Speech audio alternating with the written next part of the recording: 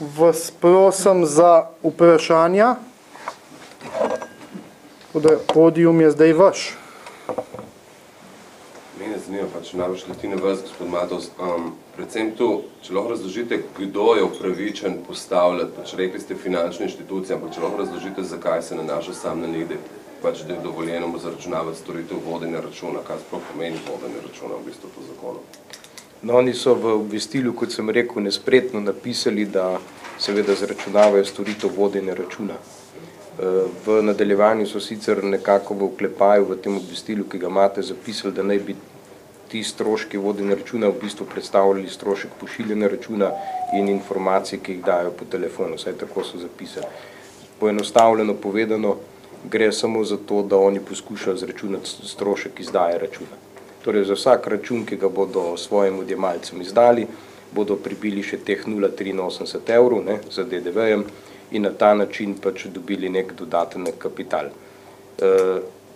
Glede na splošne pogoje, kot je pa že Rado povedal, pa imajo možnost zračunati strošek samo takrat, kadar odjemalec med posameznimi obračunskimi obdobji, kolikor z izračunom in tem ni zadovoljen, zahteva ponovni obračun, pregled števca in potem seveda izdajo novega obračuna. In takrat seveda to storitev v skladu s splošnim pogoji lahko zračunajo. Nikakor pa ne morejo zračunati stroška računa, ki ga izdajajo za porabljeno električno energijo.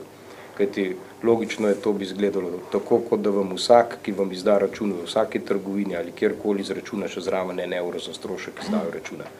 To je pač seveda storitev, ki je opravil in račun je dolžen izdati za storitev, ki je opravil. Ne more pa še zraven tega zračunavati stroško izdaje računa. Jaz bi ob temu vprašanju rad poudaril še dve zadevi. Prva je, da oni s tem delajo dvojni obračun. Kajti storitve, ki so posledica izdaje računa, so že vkalkulirane v stroškovno ceno, ki jo na koncu plačajo gospodinjstva. Spravi, kaj zdaj oni delajo, je še enkrat obračunavajo isto zadevo pod pretvezo, da vodijo račun. Kar se pa tiče same definicije, kaj pomeni voditi račun, je pa zakon temelji na v bistvu ekonomski teoriji, kjer pravi, da se vodi račun takrat, ko se izvajajo finančne transakcije. Spravi, oni ne izvajajo finančne transakcije, ampak zgolj obračunavajo storitev, ki jo ponujajo. To je temeljna razlika med njimi in tistimi, ki so upravičeni voditi račun, se pravi finančnimi institucijami. Kaj pa, če vašim pozivom ne bo slišano? Jaz računam, da bo, ker sicer tudi ne bi v to šli, sicer so pa možnosti pritiska obstajajo in en pritisk je zagotovo masovno pozvati ljudi, da zapustijo Elektro Maribor. Da naj se ne pustijo udirati oziroma ne pustijo, da jim kar lepijo neke postavke in še bolje, da ne penalizirajo zaradi tega, ker so mogli vrniti pri goljufano. To, da te možnosti v bistvu sploh ne dopuščamo, da bi do tega prišlo, zaradi tega, ker je jasna in eklatantna kršitev zakona o varstvu potrošnikov in kot pravim, tržni inšpektorat mora ukrepati in ravno tako urad za varstvo konkurence in tako ravnanje prepovedati. Imamo tudi že primerljiv primer, to je ravno Siol TV. Zdaj se obvesili predvsem na to, da so to stroški vodenja računa. Tu se prej rekli, da je predvsem ta izraz zelo neprimeren. Kaj če oni to zapakirajo v nekaj druga zdaj? Mislim, jasni so pogoji poslovanja, jasne so uredbe vlade in jasne so zakonske podlage poslovanja oziroma regulativni okvir. Tako da jaz mislim, da jo imeli velike težave, da jo te svoje fraudulentne transakcije prepakirali.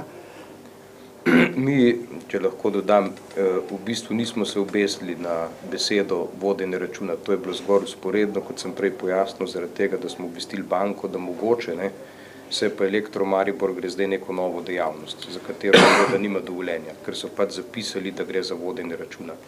Mi smo rekli pač dejansko, vkolikor na prijavi tržnem inšpektoratu in uradu za varstvo konkurence, da gre v bistvu za obračunavanje stroška za izdajo računa, torej dodatka k neki storitvi, ki je nedovoljena. In že tudi strošek izdaje računa ali obračuna ali ne vem, česarkoli, kar je povezano z to storitvijo, ko upravljajo, je nedovoljen.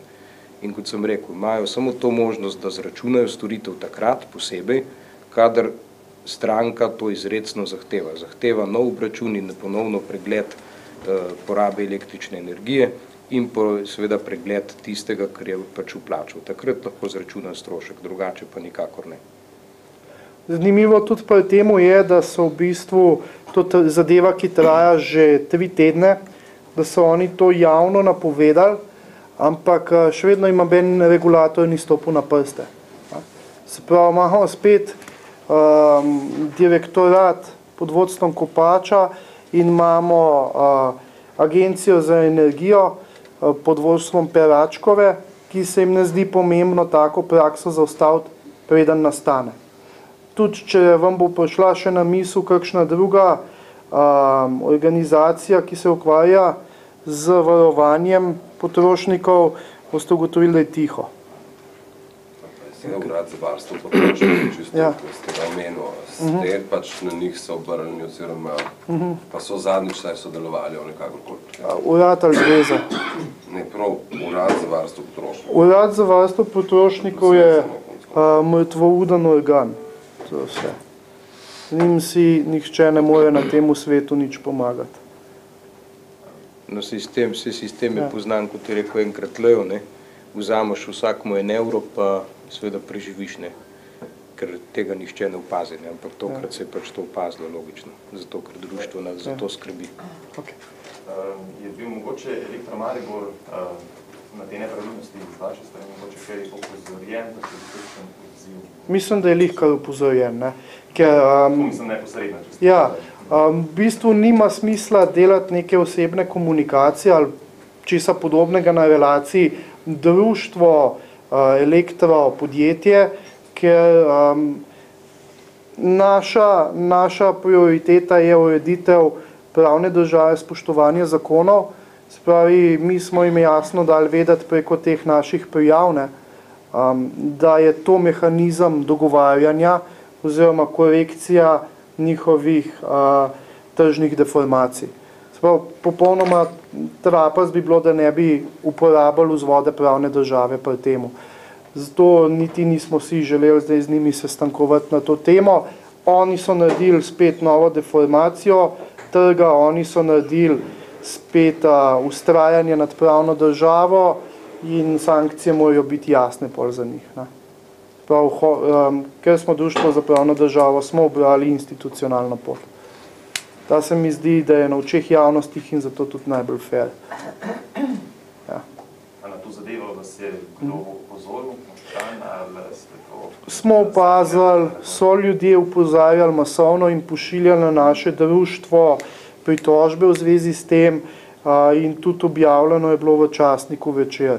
Se pravi, zadeva je kar pošteno odmevala, ne. In jasno je, kaj je njihov motiv, ravno to, da elektrokartel kot Feniks ostane, dobi nazaj, kar je ukradel in si še ekstra profit izplača na ta račun.